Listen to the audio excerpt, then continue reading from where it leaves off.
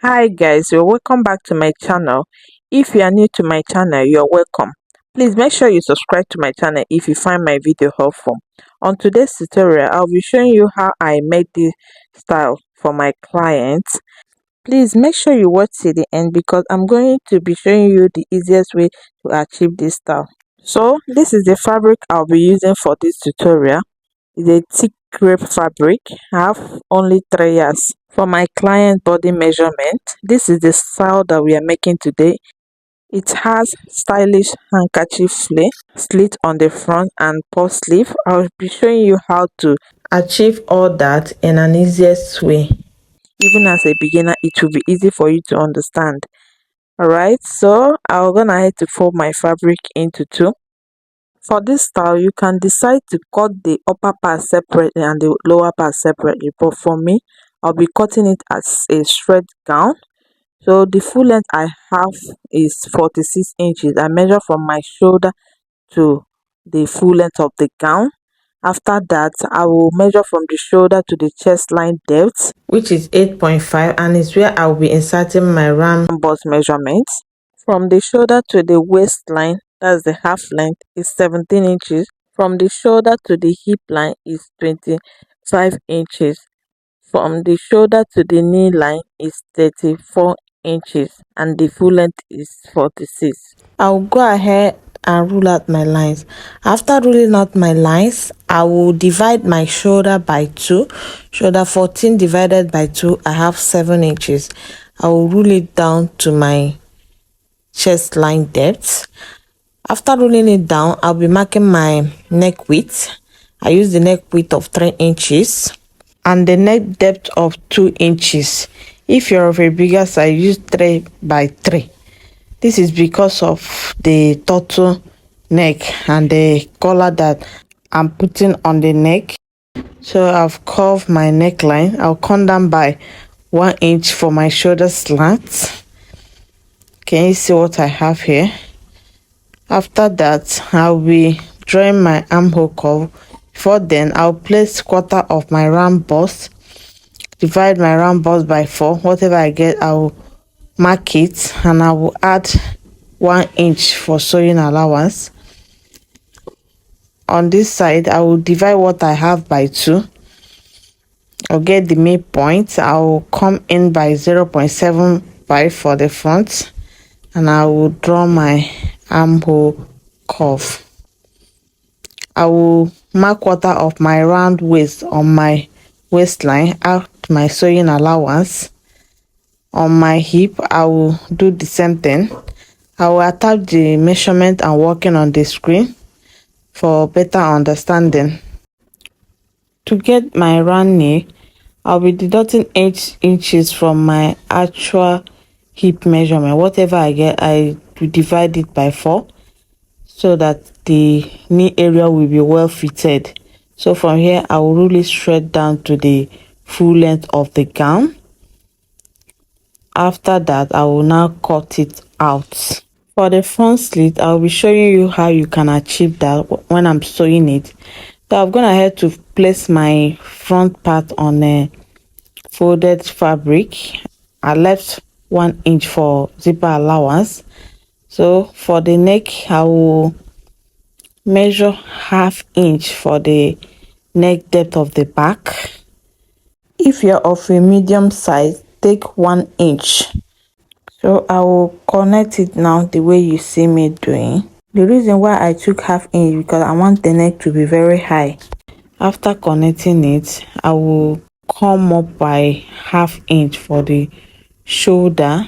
You know, back shoulder is always higher than the front shoulder. I will now slant it back to the neck width. Can you see how I connected it? This is my zipper allowance. You can notch it. On the armhole area, I'll get the midpoint and I will come up by ½ inch for the armhole and I will reconnect it.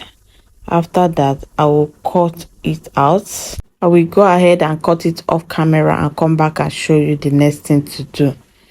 Alright, I'm done cutting it out.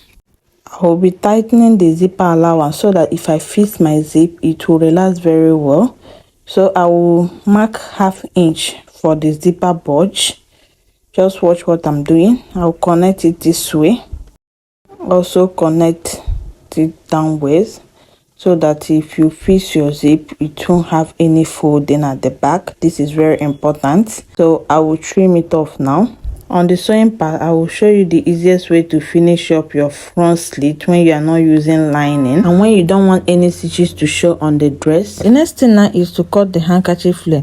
If you check the picture on the thumbnail, you will observe that the flare has a high curve on the side, back and the front.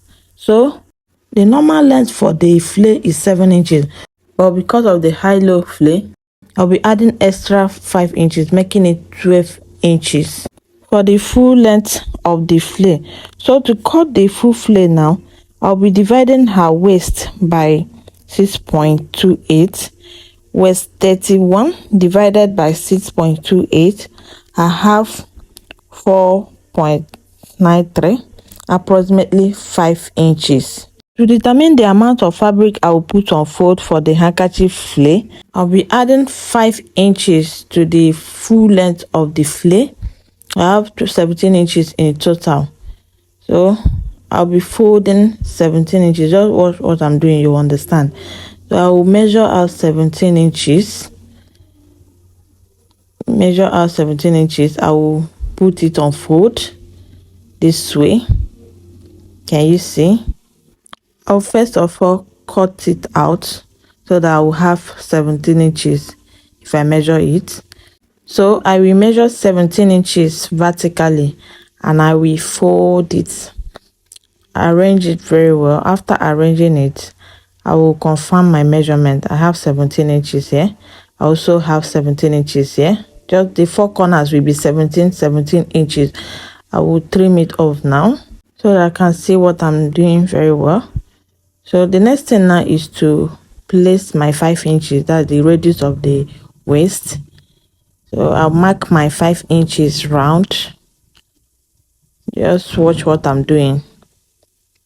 After marking it, I'll connect it. This is my round waist. I will cut it off now. This is what you will have when you are done cutting the handkerchief flare. So the next thing now is to give it that curve on the front. So I will determine the front part. I will notch it. This is my front and the back side. Notch it. After notching it, I will measure my 7 inches. That is the normal length of the flare. Just mark your 7 inches and you will slant it to the 12 inches. After marking it, I will now cut it off the way you see me doing.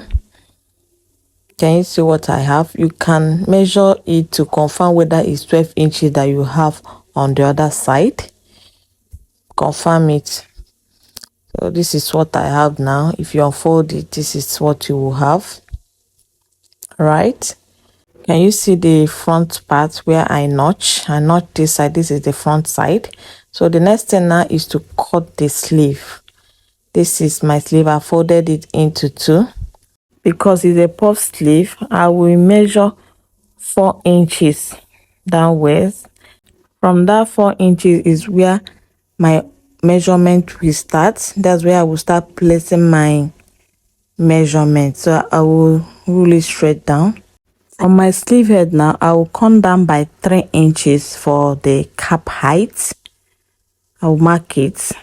The full length of the sleeve is 11 inches, but because I will be adding a band of 2 inches, I'll mark 9 inches for the length. I'll be cutting out a band of 2 inches to complete the 11 inches.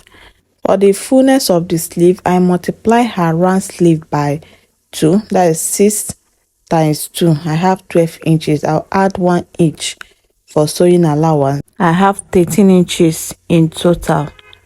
So I will divide her armhole by 2. I will place it on the cap height.